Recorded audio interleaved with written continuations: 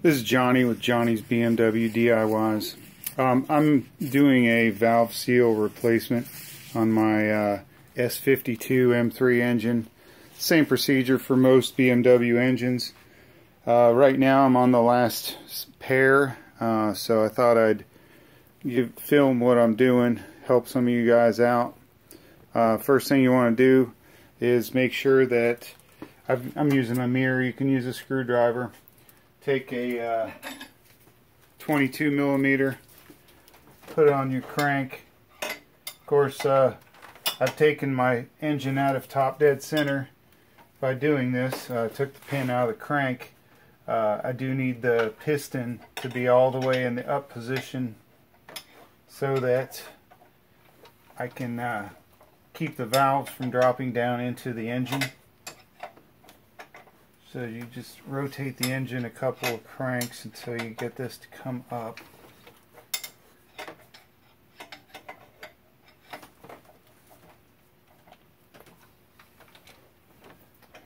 And when it gets all the way, it's easier if you had a ratchet on here, keep having to take it on and off. When it gets all the way up, I've marked it with a little yellow line, but you probably can't see it. That's all the way up. It'll start going back down. That's when you're all the way up. So you want that to be all the way up so your valves won't drop when you release. I'm going to take this out. I have no spark plug in there, by the way. Of course I don't. I'm going to put a little paper towel in here that I've been reusing so I don't drop anything by accident. Okay, this is a tool I bought. Pretty dirty right now.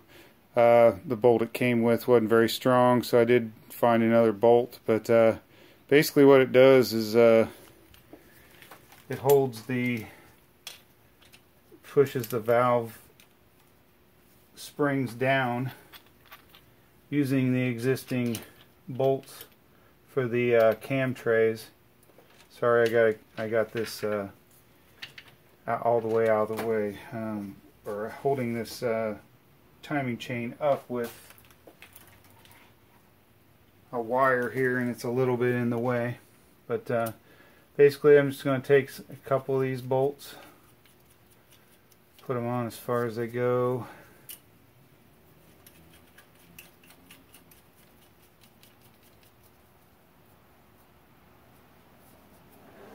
And I'm going to tighten them down evenly.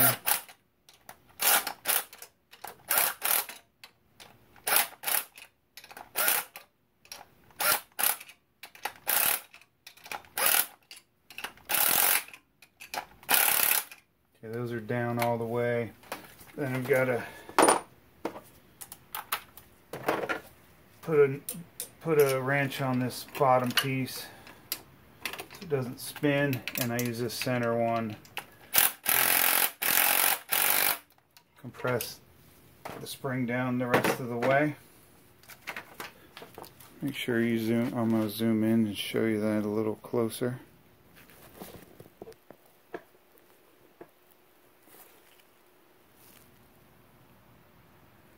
Okay, so now that I've got it down all the way, I can take my magnet and I can grab my keepers right here.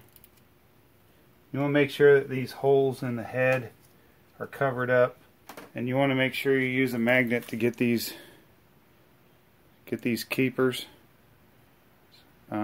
because if you drop one, you're going to need some extras. Alright. Grab the other two. Then a nice little safe little place, because you do not want to lose them. Alright, now that we've got the keepers off, we can reverse what we just did and get the springs out of the way. So hold this away, back that off as far as it goes. Might not be using this tool perfectly as it was intended, but the way I'm doing it works for me. I'll take those off evenly too, somewhat. Don't want the valves to get bent or in a bind. Okay. Just take this whole deal off. the valve spring tops come off with it sometimes, so just make sure not to drop them. Pull your springs out. Take the springs out.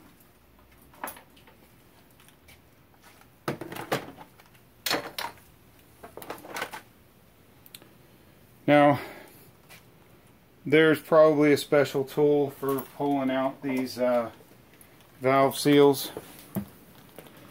I don't have one, and so I'm using this. Now, the valve's up a little bit too high to grab a hold of it safely without messing it up. So I'm going to take my 22 millimeter. I'm going to crank the engine just a little bit so I can push these valves down, but not so much that they're going to drop into the cylinder, but just push them down a little bit so that you can get them out of the way, so you're not messing with them when you're pulling on them with whatever tool you're using to get this off. It's a little bit difficult. This is not exactly what you should be doing, but if you do, just be careful. I'm just grabbing a hold of it, giving it a yank, and then it kind of collapses under the pressure. So you just gotta pull on it a little bit, and then I'm twisting it around now so that I can kind of get its circular shape back by twisting it a different direction. I know there's a better tool for this, but again, I don't have it. Okay, so I got that off. Just got to use a little bit of force. Don't be afraid to pull. Here's the reason I'm doing this. I know this one's misshapen. That's my valve seal, and you know, if it was the right shape, it's still hugely different than a new one. So of course I'm consuming oil. So I want to dip this in oil a little bit, so get my finger oily, get a little bit of it on there before I put it on this actual valve. I do this completely on each one so I don't forget what I've done. I push that down on there nice and tight. 10 millimeter on this car happens to fit just fine. So I take my 10 millimeter, just set it on top of there and give it about 5 or 6 taps squarely in line. Grab hold of it, make sure it's not coming out. Let the valve moves freely in it, and move to the next one. Grab my handy dandy little pliers and yank away at this one here. Kind of a pain in the butt to get them off. But make sure you don't grab the brass collar below it, because you don't want to damage any of that stuff. It could be a big pain in the butt if you do.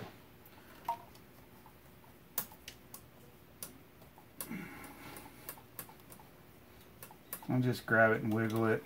Done all these valves, and kind of got a system going now. That's why I'm filming the last one rather than the first one, because it took a little while, and I made a mistake of dropping a valve down in the engine. That's probably why you see my intake hanging up there in the background, because I had to fish it out, and that was not fun. So got that out. Again, super worn out.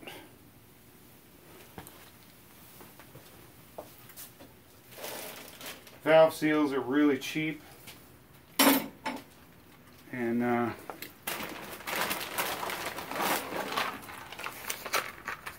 these are the ones I bought. I'm not advertising for anybody, but part numbers on there, I guess.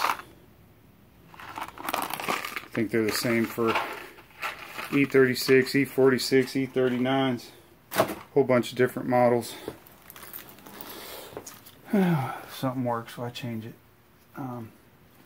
Okay, a little bit of oil on there.